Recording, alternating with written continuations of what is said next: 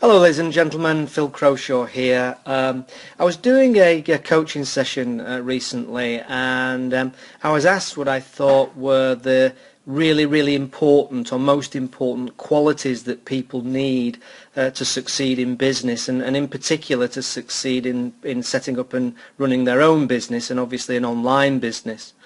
So I came up with a bit of a list really, which I felt were the real key qualities that were almost prerequisite to have really even a chance of succeeding. Bear in mind that there's still a lot of high percentage that don't. So the first thing I came up with was determination. Now, lots and lots of people talk about starting a business, but actually only a very small proportion actually do anything about it, taking action, which you'll hear me talk about a lot. So starting a business is a pretty major decision, albeit it's a lot easier now online, but it could change your life and even change the life of your family. So it's really essential that you are committed to that new career, even if it's a part-time thing before you actually leave your day job, before making the move. You've got to be serious, basically. You've got to be serious and determined. And that, once you have started the business, you are really determined to see it all through to success, because you will come across lots of problems. The second area, I think, is willingness to work. We all think we're willing to work hard, but if you start a business, you'll soon find out that what this actually means in practice, because in the early days in particular, you're likely to have to work longer hours than most employees. And although your business will become more established over time, and that pressure will ease, you must still expect to work longer and harder than most people in paid employment, and that just goes with the territory. The third area, I would say, is persistence and perseverance. I've interviewed a lot of very successful business people through experts online that some of you will be aware of, and successful people that I've interviewed, male and female, let nothing get in the way of achieving their goals. They just seem to have this inner drive and persistence. And if they encounter problems, they try to find ways to overcome them, become irritated almost by the problem. And if their first attempt doesn't succeed, and sometimes it doesn't, they'll just try a different approach. And if that doesn't work, they'll then try another approach. They're just not put off by the pitfalls or discouraged like a lot of people are. Maybe temporarily. Everybody has ups and downs and dips, as Seth Godin calls them, the American author, by failure and by failing in different ways. But obviously you learn from that. But you must persevere in your efforts until eventually you get what you want. You also need, and this is the fourth area, significant amounts of stamina. In view of the hours that you have to put in, stamina and at least reasonably good health are really important.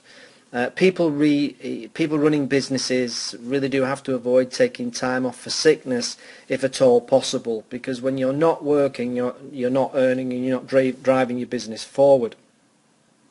So as a self-employed person, which most people are when they start off, if you're not working, then you're not generating income. Simple as that. And if you let down a customer, next time they really are likely to go elsewhere. And of course, with social media now, they're likely to even tell other people how disappointed they were with that. So another area, the fifth area, is self-discipline, and this is another key area. If you're in a paid job, the chances are that you'll have a manager or a supervisor or a director whose duty it is or role it is to ensure that you fulfill your obligations to that employer. Your reasons for wishing to start a business may include escaping from such individuals, and it has been known, and I can speak from personal experience on that. However, as a business owner, you will have no one standing watching over you and telling you what to do and to make things happen quickly. So if your business is going to go on running successfully, it's important that you have sufficient self-discipline to fulfill all your responsibilities and obviously see a job to the end. And the sixth area, and there are others, and I'll talk about those in future blog posts. The sixth area is just a willingness to take risks. I get often asked about the difference between people who are successful in their own businesses and employees as a result of all the interviews I did for Experts Online. And this is the number one thing that I talk about when I answer that question. And it's a willingness to take risks. That's the biggest difference between entrepreneurs and employed people, is the willingness to take risks.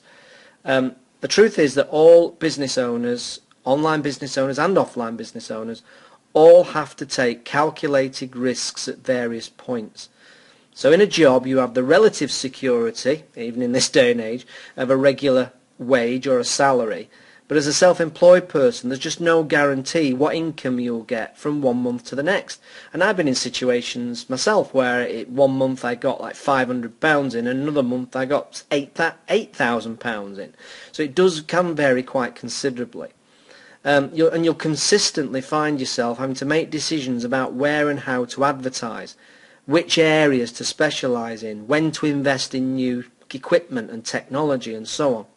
So although the constant decision making can be stressful at times, and believe me it can also be very satisfying and enjoyable and quite thrilling.